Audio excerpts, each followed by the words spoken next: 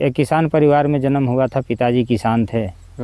और फिर हम लोग को भी कहीं कुछ ऐसा पढ़ लिख कर कहीं नौकरी नहीं लगा, तो फिर खेती में ही जो है सो रहना पड़ा। आपकी पढ़ाई लिखाई कहाँ तक हुई आपकी? बीकॉम ऑनर्स किए हैं। कभी आपको नुकसान हुआ जब आपने शुरुआती दिनों की बात करें? नुकसान हुआ है, हमेशा कोई ना कोई फसल में नुकसान होता है, लेकिन शुरुआती दर में जब इस टेक्नोलॉजी को लगाए तो समय भी नुकसान जो है हुआ। अगर हम अभी की बात करें तो कितने एकड़ में आप खेती कर रहे हैं? अभी लगभग 50 एकड़ में जो है 50 एकड़ में खेती कर रहे हैं। सब्जी की खेती होती है। आप जो नई टेक्नोलॉजी की बात कर रहे हैं, ये टेक्नोलॉजी क्या है, थोड़ा हमारे दर्शकों को बताएंगे? अगर अभी जो हमारे दर्शक जो हमारे साथ जुड़े हुए हैं, अगर उनको ड्रिप इरिगेशन से अभी फसल लेनी है, उनको खेती करनी है अगर है, तो उन्हें सरकार की ओर से सब्सिडी में क्या मिलेगा, कितने खर्च मिलेगा? एक अच्छा मुकाम हासिल कर चुके हैं, तो अभी तक आपने किसानों को भी आप ट्रेनिंग देते होंगे? ICR पलांडू में एक ट्रेनर के रूप में जो है वहाँ पर प्रशिक्षण देते हैं। किस समय पे कौन सा फसल लगाया जाए, ये सबसे बड़ा दिक्कत होता है। और फसल लगाया भी जाए तो कौन सी क्वालिटी की फसल लगाया जाए, वही एक रीज़न है जिसकी वजह से लोग अभी खेती करना भी छोड़ दे रहे हैं धीरे धीरे। तो ऐसा कोई प्रोग्राम है सरकार का? आज की युवा जो भी खेती करना चाह रहे हैं, उनको आप क्या सलाह देना चाहेंगे? BSc या MSc या PhD खेती में अगर यदि कर ले, एग्रीकल्चर में, तो अगर यदि ढलता है खेती पर, तो वो और बेहतर ढंग से जो है सो खेती कर सकता है। अभी तक इतने सालों की खेती में आपने ऐसा कोई जैसे कीटनाशक और ऐसा कोई ऑर्गेनिक दवाई बनाया आपने अभी तक जिसको आप यूज़ करते हो? बिल्कुल बिल्कुल। जैसे एक दो एग्जांपल बताइए। मैं बताना चाहूँगा आपको कि कुछ दिन पहले मैंने एक खेत पे देखा था, घोंघा, जानते हैं घोंघा? वो चिपक जाता था, लाइक आपका फूलगोभी के पत्ते पे वो, तो उसका क्या इलाज है? उसका बड़ा जैसे घोंघा होता था। हाँ, आपके हिसाब से किसान के नज़रिए से अगर बात करें तो कैसा मार्केट चाहते हैं किसान? देखिए, किसान का खेत से डेली फसल निकलता है, बिल्कुल, तो डेली मार्केट होना चाहिए। क्योंकि गांव देहात में क्या होता है कि 2-4 दिन के अंदर बाजार लगता है।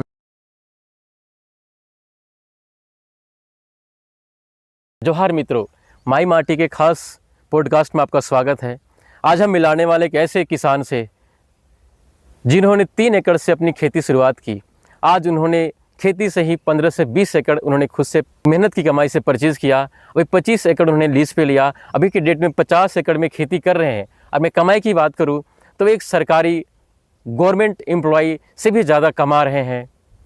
और आने वाले सालों में वो चाहते हैं कि और भी किसान उनके जैसा मेहनत करें और नौकरी ना करके, अगर नौकरी उन्हें नहीं मिल रही है, चिंतित नहीं होना है, वो भी खेती कर सकते हैं और अच्छे मुकाम हासिल कर सकते हैं। तो चलिए आइए मिलाते हैं मिस्टर बैजनाथ महतो जी से। नमस्कार बैजनाथ जी, कैसे हैं आप? नमस्कार, बिल्कुल ठीक है। तो बैजनाथ जी, हम आपसे जानना चाहेंगे आपके बचपन के बारे में, कि बचपन में आपके परिवार की आर्थिक स्थिति कैसी थी, बचपन कैसा बीता आपका? क्योंकि देखिए, बचपन में जैसे ही होश संभाले तो ऐसा मालूम हुआ कि भाई हमारा जो सारा ज़मीन है, जो कि बगल में एक डैम देख रहे हैं, इस डैम में जो है सो एक्वायर हो गया। जो डैम बना है उसी में 30 एकड़ ज़मीन चला गया। और उस समय मुआवजा के तौर पर बहुत कम पैसा मिला था, 99 पैसे डिसमिल के हिसाब से। बहुत कम ही तो है। ये कब की बात है? ये 1965-66 में ये डैम बना था। और उसके जगह में मात्र 3 एकड़ ज़मीन जो है सो खरीद न सके पिताजी। और उसी से समझिए कि जीविकोपार्जन का जो मुख्य कहिए तो साधन जो है सो ही ज़मीन था। उसी से जो है सो खेती बाड़ी करके जो है सो अभी तक करते आ रहे हैं खेती बाड़ी। मतलब बचपन से ही आपका अगर जीविकोपार्जन का उपाय अगर दिखाए तो खेती ही था, ऐसा बोल सकते हैं? क्योंकि एक किसान परिवार में जन्म हुआ था, पिताजी किसान थे। और फिर हम लोग को भी कहीं कुछ ऐसा पढ़ लिख कर कहीं नौकरी नहीं लगा, तो फिर खेती में ही जो है सो रहना पड़ा और खेती ही कर रहे हैं। आपकी पढ़ाई लिखाई कहाँ तक हुई आपकी? बीकॉम ऑनर्स किए हैं। अच्छा, रांची से ही? हाँ, रांची से, मारवाड़ी कॉलेज से।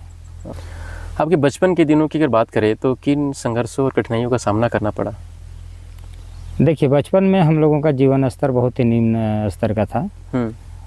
बचपन में जब स्कूल जाते थे तो कहिए तो सप्ताह में जो एक पैंट हुआ करता था, सप्ताह में उसको जो है सो शनिवार के दिन स्कूल से आने के बाद में उसको हम लोग साफ़ करते थे। अच्छा। और फिर सोमवार से फिर उसी को पहन के जाते थे। मतलब एक सप्ताह उसी को पहनना? हाँ, जब समझिए कि शर्ट पैंट जब फट जाता था, फिर दूसरा जो है सो व्यवस्था होता था। आर्थिक स्थिति बहुत ही दयनीय थी। कोई रोजगार का कोई साधन नहीं था। ऐसा ही में समझिए कि मेहनत मजदूरी करते हुए यहाँ तक जो है सो पहुँचे। तो घर में परिवार में आप बड़े हैं कि?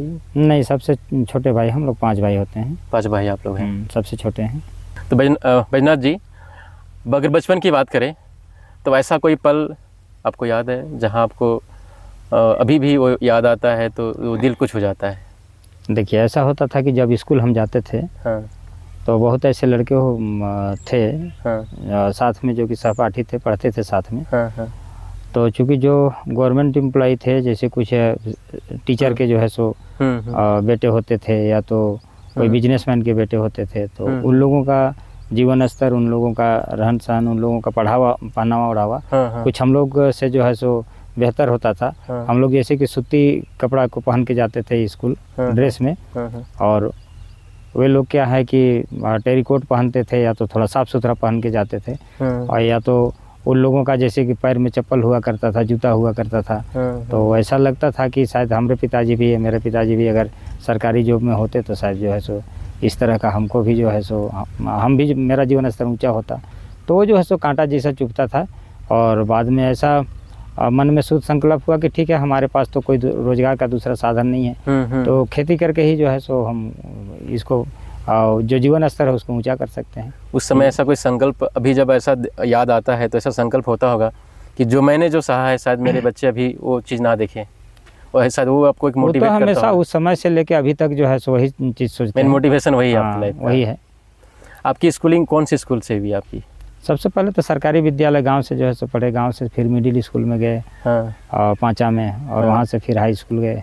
अच्छा। और हाई स्कूल से फिर जो है सो कॉलेज जो है सो तक पहुँचे। तो जैसे आपने बीकॉम किया, तो बीकॉम के साथ साथ आप चाहते तो कोई नौकरी कर सकते थे, लेकिन ये मूवमेंट कैसे चेंज हो गया कि हमको नौकरी ना करके खेती को और अपना करियर को बनाना है?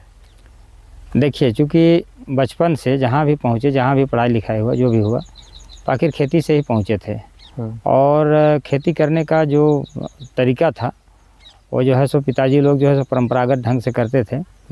तो चूँकि उसको सोचे कि थोड़ा सा इसको कुछ जो है सो बेहतर किया जाए, जब मैट्रिक के बाद जब इंटर में जो है सो गए, तो सोचे कि इसको थोड़ा कुछ इसका बेहतर जो है सो ढंग से किया जाए। तो उसी में जो 3 एकड़ ज़मीन था उसको 3 सेक्टर में जो है सो बांटे। और ऐसा है कि जिसमें जनवरी में फसल लगाते थे तो उसको अप्रैल में काटते थे, जिसको फरवरी में लगाते थे तो मई में काटते थे, और जिसको ये मार्च में लगाते थे तो उसको जून में काटते थे। तो इस तरह उस सालों भर जो है सो चक्र को जो है सो अपनाए। सालों भर जो है सो, सालों का 12 महीना हमारे पास जो है सो खेती के माध्यम से कुछ पैसा जो है सो आने लगा, जिससे घर का कहिए तो रोज़मर्रा का जो खर्च है वो आने लगा। साथ ही साथ जो भी लेबर मजदूर लगाते थे उन लोग को भी जो है सो उसी से देते थे। तो इस तरह से देखिए कि थोड़ा सा और लार्ज स्केल में किया जाए तो इससे बेहतर मुनाफा कमाया जा सकता है।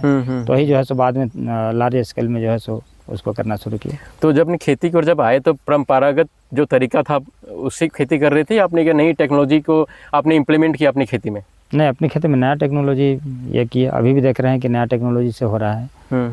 2006-07 तक हम पुराना पद्धति से ही खेती कर रहे थे। 2007 के बाद 2008 में देख रहे हैं जो भी खेत है सब में ड्रिप इरिगेशन जो है सो लगा हुआ है। और ड्रिप इरिगेशन लगाया, साथ ही साथ मल्च के द्वारा ड्रिप इरिगेशन और मल्च से जो है उस समय से ही खेती करना शुरू किया। तो जब खेती की ओर जब आप आए, आपने घर वालों को बताया कि हम खेती करेंगे, नौकरी नहीं करेंगे, तो उसमें घर वालों का कुछ सपोर्ट था क्या? उन्होंने बोला कि नहीं आपको खेती नहीं करना, नौकरी करना है, ऐसा भी शायद मूवमेंट आया होगा आपके पास? नहीं, चूँकि देखिए जब खेती को चूँकि देखिए कोई भी घर का गार्जियंस या तो कोई भी घर का चाहे कोई नेतृत्व जो है सो करता है, तो वास्तव में अगर वो खुद अपने आप अगर यदि आना चाहता है तो खुद अपने आप आगे आ सकता है। तो वही हम घर में सबसे छोटे थे, फिर भी हम बोले कि इसको थोड़ा सा दूसरा ढंग से किया जाए। तो घर वाले भी सपोर्ट किए, ठीक है अगर यदि तुम्हारा विचार है तो तुम इसको करो। और साथ ही साथ घर के और सदस्य लोग जो है सो जो खेती का जो अभी का जो टेक्नोलॉजी है उसको देखने के लिए जो है सो हम लोग एक से दूसरे स्थान पर जो है सो गए। देखने के बाद ऐसा लगा कि हाँ इसको अडॉप्ट किया जाए, तो फिर अडॉप्ट किए। उसके बाद में जब शुरू किए खेती तो शुरुआती दौर में नुकसान हुआ, लेकिन बाद में जो है सो कवर कर गया, सब ठीक हो गया। शुरुआती दिनों की बात करें, जब आप खेती में आए उसमें किन किन चुनौतियों का सामना करना पड़ा आपको? देखिए खेती में हमेशा जो है सो चुनौतियों का सामना करना ही पड़ता है। पहले तो हम लोग क्या था कि हल बैल से जो है सो खेत का जुताई करते थे। बिल्कुल। और हल बैल का जब खेत का जुताई करते थे तो चूँकि आज ट्रैक्टर के द्वारा जो हम एक दिन में समझिए कि 10 एकड़ का जुताई जो है सो दिन भर में कर लेते हैं। तो उस समय जैसे कि 3 घंटा 4 घंटा जुताई करते थे हल बैल से, अगर यदि 2 या 3 जोड़ा हल बैल होता था तो कितना जो है सो ज़्यादा से ज़्यादा 1 एकड़ या 1.5 एकड़ जो है सो जुताई होता था और उससे अधिक होता नहीं था। तो कहिए तो चूँकि थकावट भी होता था। बिल्कुल बिल्कुल। तो बहुत तरह का मन में जो है सो इस तरह का विचार उत्पन्न होता था कि भाई ये सबसे हार्ड वर्क है, शायद इस वर्क को नहीं करने से जो है सो ठीक है, लेकिन मजबूरी था और करते तो क्या करते। फिर इसी में जब देखे कि जब यही हम मेरा जो भी जीवन है इसी में निहित है तो इसी को बेहतर ढंग से किया जाए, तो सभी चुनौतियों को सामना करते हुए फिर जो है सो इसी में जो है सो रम गए। कभी आपको नुकसान हुआ जब आपने शुरुआती दिनों की बात करें? हाँ, नुकसान हुआ है, हमेशा कोई ना कोई फसल में नुकसान होता है, लेकिन शुरुआती दर में जब इस टेक्नोलॉजी को लगाए तो उस समय भी नुकसान जो है हुआ। पहला फसल जब लगाया तो बिल्कुल पूरे जो है सो नुकसान ही हुआ। अच्छा, घर वालों क्या रिएक्शन था उस समय? घर वाले कहते थे कि हम लोग का कितना अच्छा खेती चल रहा था, लेकिन ये क्या जो है सो इस तरह कौन सी विधि ले लाए, लाने के बाद में ये इतना बड़ा नुकसान हो गया। फिर बोले ठीक है, कहीं ना कहीं कुछ पाने के लिए कुछ खोना पड़ता है। बिल्कुल, बिल्कुल। तो धैर्य रखिए, कुछ होगा आगे ठीक होगा। और चूंकि जब फिर जो है सो पहला बार नुकसान हुआ, दूसरा फिर लगाया, दूसरा बार तो हमको उससे मुनाफा हुआ। अगर हम अभी की बात करें तो कितने एकड़ में आप खेती कर रहे हैं अभी? लगभग 50 एकड़ में जो है 50 एकड़ में खेती कर रहे हैं। सब्जी की खेती होती है। तो ये शुरू से ही जैसे 3 एकड़ से 50 एकड़ गए या फिर स्टार्टिंग से 50 एकड़ की, जैसे आप नई टेक्नोलॉजी के बाद आए? तो 3 एकड़ से ही जो है सो आए हैं 50 एकड़ में। 3 एकड़ के बाद में फिर जो है सो 3 एकड़ और जो है सो ज़मीन खरीदे। वो 3 एकड़ के अलावा फिर और जो है सो 3 एकड़ ज़मीन खरीदे। उसके बाद कुछ लीज में लिए, उसके बाद फिर कुछ ज़मीन खरीदे। अभी भी करीब करीब समझिए कि 20 से 25 एकड़ अपना है, 20-25 एकड़ समझिए कि ये है लीज में है। मतलब खेती के पैसे से ही करीबन 20-25 एकड़ आपने ज़मीन खरीदा और 20-25 एकड़ आपने लीज पे लिया। तो जितने भी आपके खेत अभी है सारा परंपरागत खेती, अब परंपरागत कुछ है या आप सारा के सारा न्यू टेक्नोलॉजी पे अडोप्ट कर लिया आपने? सब न्यू टेक्नोलॉजी, सब में न्यू टेक्नोलॉजी से खेती कर रहे हैं। शुरुआत के दिनों की बात करें तो कोई ऐसा फसल जिससे आपको लगा कि हाँ ये मुनाफा हमारा देना शुरू कर रहा है और इसी को हमें कंटिन्यू करना चाहिए? बेसिक जैसे कि हम लोग पहले शुरुआत किए थे फूल गोभी से।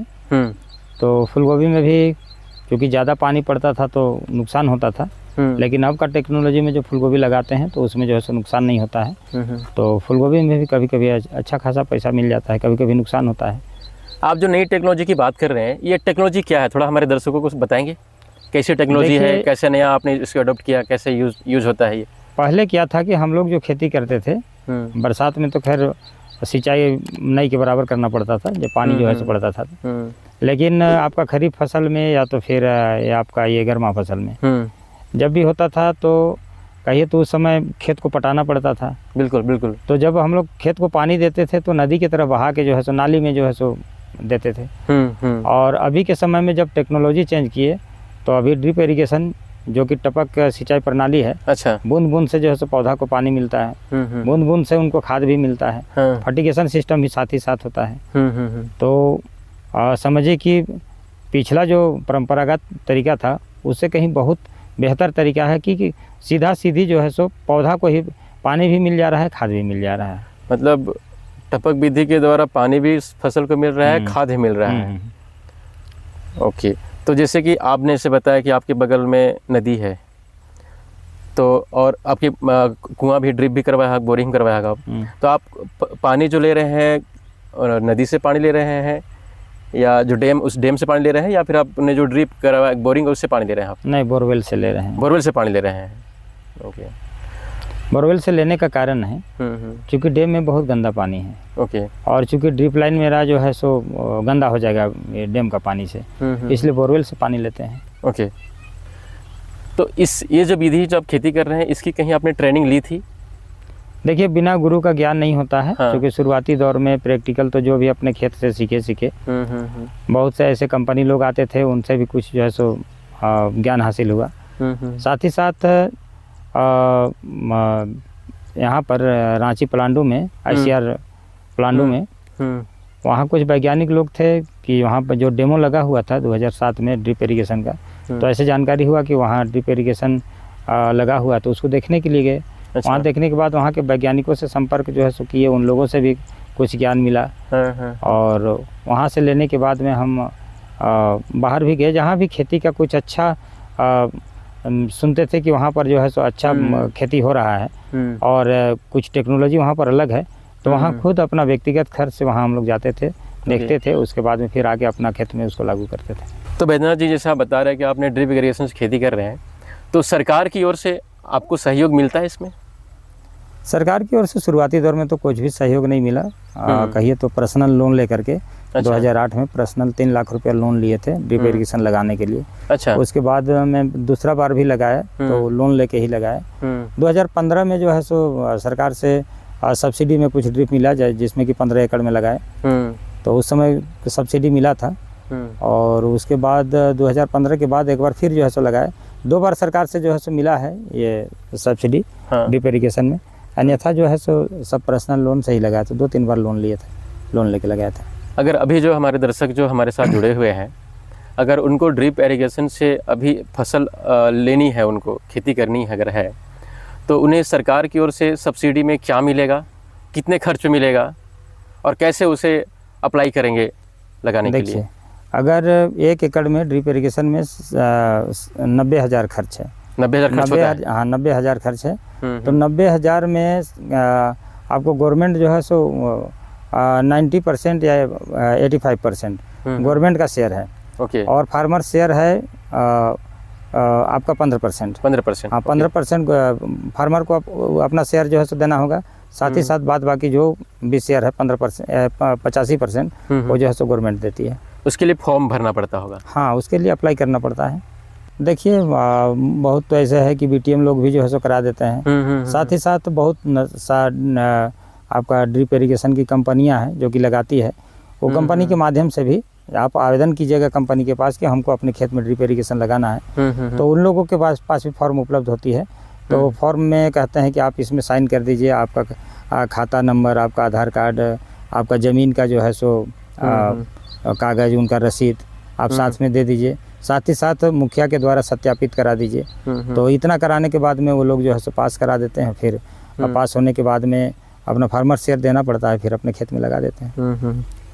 तो जैसे कि आप काफ़ी सालों से ड्रिप इरिगेशन पे खेती कर रहे हैं और एक अच्छा मुकाम हासिल कर चुके हैं, तो अभी तक आपने किसानों को भी आप ट्रेनिंग देते होंगे या ट्रेनिंग के लिए कहीं जाते होंगे देने के लिए? देते हैं, किसानों को भी देते हैं। जैसे कि वो बहुत बार ऐसा है कि कुछ फसल अच्छा होता है, तो उसमें बहुत सारे किसान को बुला के जो है सो दिखाते हैं कि देखिए फसल अच्छा हुआ है। साथ ही साथ ICR प्लांडो में एक ट्रेनर के रूप में जो है सो वहाँ पर प्रशिक्षण देते हैं। अच्छा। बिहार के किसान जो है सो आते हैं, साथ ही साथ झारखंड के हर जिले के किसान हुआ करते हैं। वहाँ जब ट्रेनिंग प्रोग्राम होता है तो जिसमें कि हमको एक क्लास मिलता है, हम जाकर उन लोगों को भी जो है शिक्षा देते हैं। मतलब अभी आप एक सफल किसान होने के नाते आपने और लोगों को भी सफल किसान बनाने का एक प्रेरणा लेके चल रहे हैं आप? नहीं, बहुत सफल किसान बन गए हैं अभी तक। अच्छा। उनको जो है सो अंगुली में गिना नहीं जा सकता है। अच्छा। क्योंकि जो अच्छा कर रहे हैं कहीं भी, जैसे झारखंड के हर जिले में आप जाइएगा कहीं भी, तो कहीं ना कहीं जो है सो बहुत अच्छे किसान मिलेंगे जो कि अच्छा कर रहे हैं। साथ ही साथ झारखंड ही नहीं, आपको छत्तीसगढ़ जाइए चाहे उड़ीसा जाइए, तो वहाँ भी आपको अच्छे किसान मिलेंगे जो कि कहेंगे कि उनका मार्गदर्शन है जो कि आज हम खेती में अच्छा कर रहे हैं। जैसे कि मैं भी, हमारे घर में भी खेती होती है, तो सबसे बड़ा दिक्कत ये होता है ना कि किस समय पे कौन सा फसल लगाया जाए, ये सबसे बड़ा दिक्कत होता है। और फसल लगाया भी जाए तो कौन सी क्वालिटी की फसल लगाया जाए, वो इशू होता है।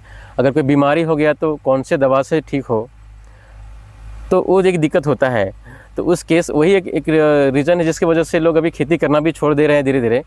तो ऐसा कोई प्रोग्राम है सरकार का या आपके माध्यम से ऐसा है जो उनको उस समय पे कॉल के माध्यम से, फ़ोन के माध्यम से जानकारी दे कि हाँ इस समय इस खेती कीजिए या इस दवाई की छिड़काव कीजिए? सरकार के पास तो हर तरह का जो है सो सुविधा है, ऐसा बात नहीं है। उनके पास में वैज्ञानिक भी हैं। साथ ही साथ ब्लॉक में कहिए तो BO जो है सो हुआ करते हैं, ब्लॉक एग्रीकल्चर जो है सो अफसर, और बीओ के पास में खेती की सारी जानकारी है। साथ ही साथ पहले जो VLW लोग हुआ करते थे उन लोगों के पास भी खेती की बहुत सारी जानकारियाँ होती थी। लेकिन अब के समय में जो है सो VLW लोग को दूसरा काम दिया गया है और वो लोग ट्रेनर भी जो है ट्रेंड भी नहीं है खेती के मामले में। साथ ही साथ एक BTM हुआ करते हैं, BTM को भी जो है जानकारी कुछ है, खेती की तकनीक भी जानकारी है। लेकिन वो लोग भी जो है सो किसान मित्रों से जुड़े हुए रहते हैं और किसान मित्र को भी लगाए हुए हैं कि भाई किसानों के खेत में जो है सो जाके आप लोग देखिए। लेकिन चूंकि चाहे BTM हो या किसान मित्र हो, खुद जो है सो किसानों से ट्रेन नहीं होते हैं, जिसके कारण है कि किसानों को हाँ क्या योजना है उसकी जानकारी जो है सो देते हैं। बात की खेती के संबंध में उन लोग कोई वैसा जानकारी नहीं के बारे में जानकारी मिलती है। हाँ, दवा के संबंध में या क्या लगाना है, कौन सा फसल कब लगाना है, ये लोग वो जानकारी नहीं दे पाते। मेरे हिसाब से तो नहीं के बारे में जानकारी मिलती ही नहीं जानकारी। बहुत किसान को पता ही नहीं तो हमारा बीओ कौन है, ट्रेनर हमारा कौन है। अच्छा, अभी जो आप खेती कर रहे हैं तो ये आप ऑर्गेनिक खेती करते हैं या क्या कोई आर्टिफिशियल केमिकल्स वगैरह किससे खेती करते हैं आप लोग?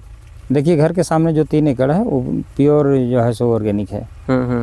और ये सब तो देख रहे हैं कि बड़ा जो है सो बड़ा सा प्लॉट है, तो एक तरह से कह दीजिए तो ऑर्गेनिक ही है। लेकिन कुछ न कुछ कहीं ना कहीं समझौता करना पड़ता है। कुछ जैसे कि कभी इंसेक्ट कंट्रोल नहीं होता है तो कुछ न कुछ जो है सो अपनाना पड़ता है, क्योंकि ऑर्गेनिक जो आपका इंसेक्ट को कंट्रोल करने के लिए जैसे कि बहुत सारा परनी पत्ता हो गया या और बहुत सारा जो है सो दवा है, जहाँ से कि कंट्रोल नहीं होता है तो वहाँ पर हमको रासायनिक दवा का को यूज करना पड़ता है। अभी जैसे कि लोग ऑर्गेनिक खेती की ओर सरकार की ओर से बढ़ावा मिल रहा है और लोगों को रासायनिक खेती के लिए बोला जा रहा है कि रासायनिक खेती मत कीजिए, तो अगर मैं ऑर्गेनिक खेती या रासायनिक खेती की बात करूं तो कौन सा खेती ज़्यादा फायदेमंद है एज ए किसान के दृष्टिकोण से देखा जाए तो? देखिए, बेनिफिट तो ऑर्गेनिक ही है, लेकिन उसका बाजार जो है सो मिलना चाहिए किसान को। अगर बिना मार्केट का आप ऑर्गेनिक प्रोडक्शन करते हैं तो उसका बाजार भी मिलना चाहिए। मान लेते हैं ऑर्गेनिक आप शुरुआती दौर में कर रहे हैं तो वहाँ पर प्रोडक्शन आपका कम होता है। प्रोडक्शन कम होता है तो चूँकि प्रोडक्शन मेरा कम हुआ तो हम बाजार में ले जाएंगे तो उसका कुछ अलग रेट होना चाहिए ऑर्गेनिक का। अच्छा, बिल्कुल सही होना चाहिए। अच्छा, उसमें ऑर्गेनिक चीज़ दे रहे हैं तो मान लेते हैं कि अगर यदि हम 20 रुपये 25 रुपये कोई भी सब्जी को बेच रहे हैं, कहीं अगर ऑर्गेनिक हम बेचते हैं, प्योर ऑर्गेनिक बेचते हैं, कहीं उसका हमको 50 रुपये रेट मिलता है तो फिर वो कवर होगा। लेकिन ऑर्गेनिक को भी हम उसी रेट में बेच रहे हैं और जो केमिकल है उसको भी रसायन वाला उसी रेट में बेच रहे हैं, तो नुकसान का फिर नुकसान हो जाता है। आपके जीवन में ऐसा कोई गुरु जिसके प्रेरणा से आपने खेती करना शुरू किया? खेती तो समझिए कि खेती का अगर यदि शुरुआती दौर में कहा जाए गुरु तो मेरे पिताजी को ही मानते हैं कि जो ये 3 एकड़ का प्लॉट था तो उसमें टमाटर वगैरह लगाते थे, तो उनका कहना था कि भाई अगर पेशेवर ढंग से कोई भी कार्य को किया जाए, खेती को ही अगर यदि अपनाया जाए पेशेवर ढंग से तो इसमें भी मुनाफा कमाया जा सकता है। और उन्हीं के बताए हुए रास्ते पर जो है सो जब इसमें शुरुआत किए तो वो समझिए कि सफल हुए।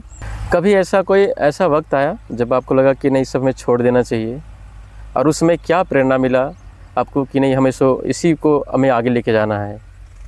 देखिए, ऐसा है कि चाहे कोई किसान खेती किसानी कर रहा है, या कोई जुआ खेल रहा है, या कोई शराबी शराब पी रहा है, तो उसका नशा ऐसा होता है कि वो नशा जो है सो हटता नहीं है। उसी तरह से हमारे अंदर एक नशा था खेती किसानी के प्रति। आज हमको कितनों ही नुकसान झेलना पड़ा।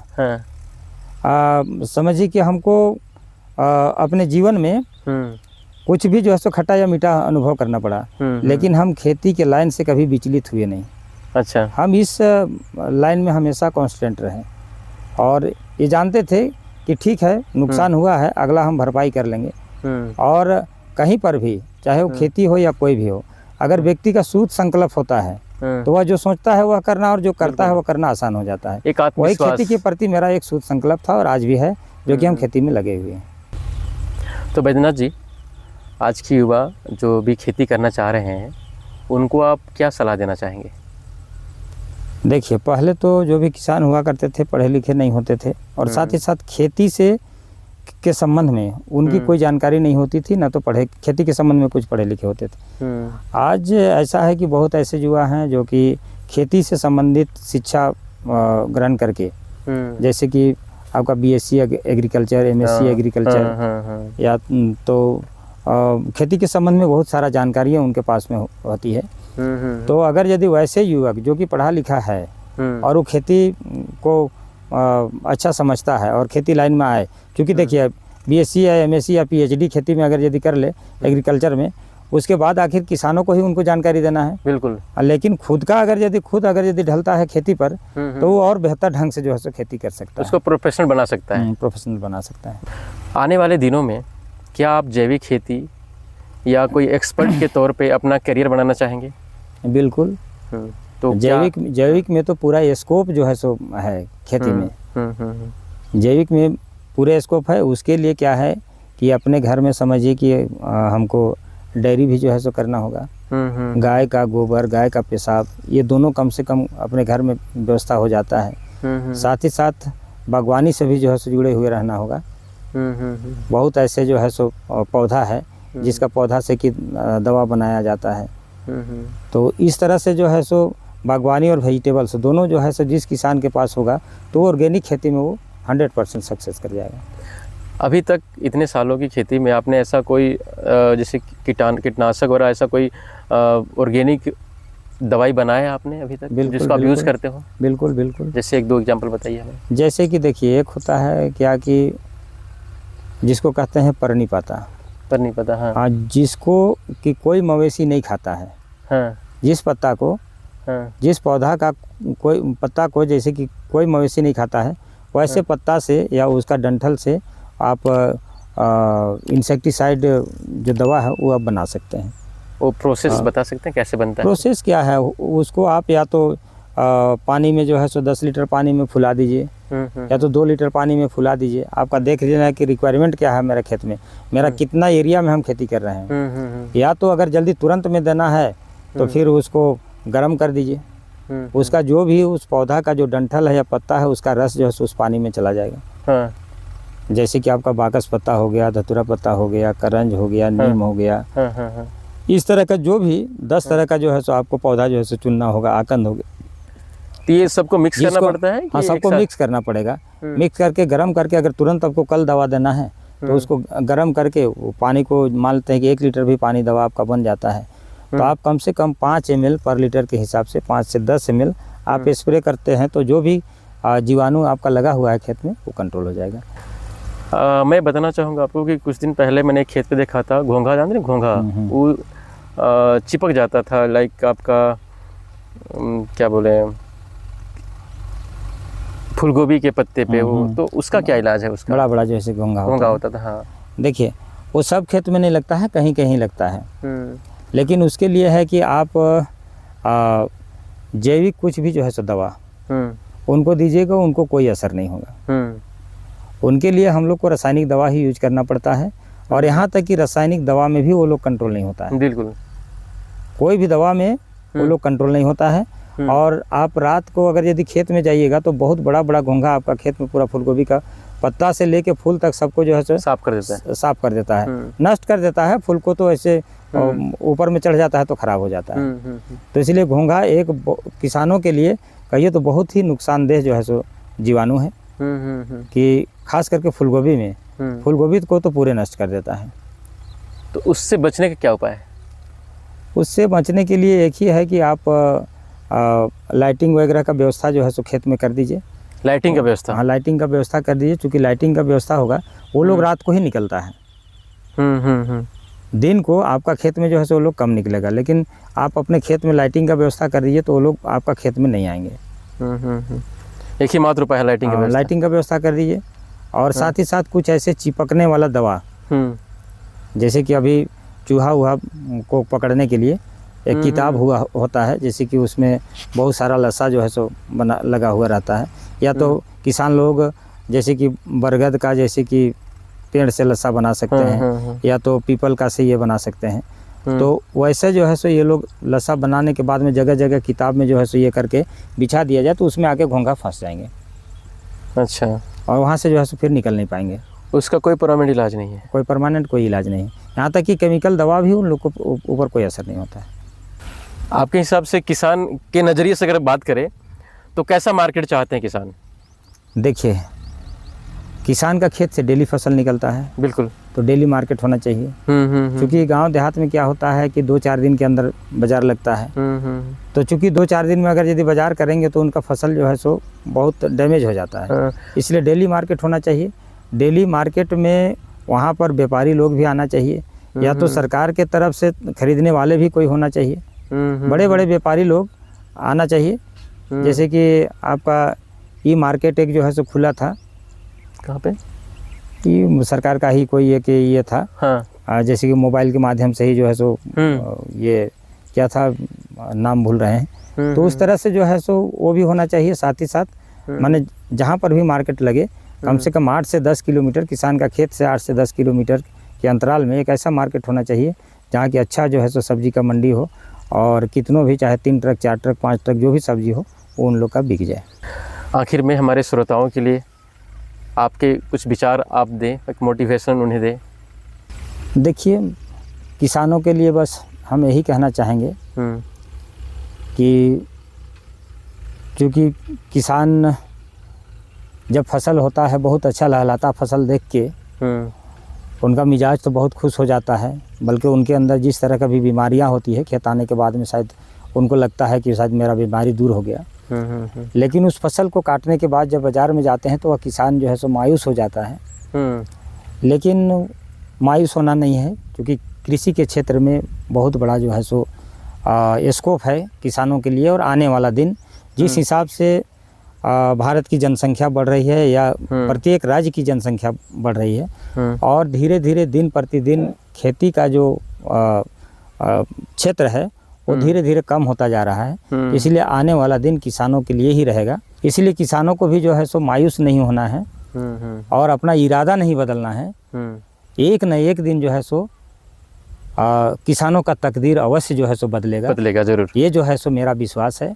और इन्हीं चंद शब्दों के साथ हम किसानों को जोहार और प्रणाम करते हुए अपना वाणी को यहीं पर हम विराम करते हैं।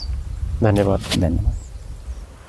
तो दोस्तों, ये थी बैजनाथ महतो जी की कहानी, उन्हीं की जुबानी।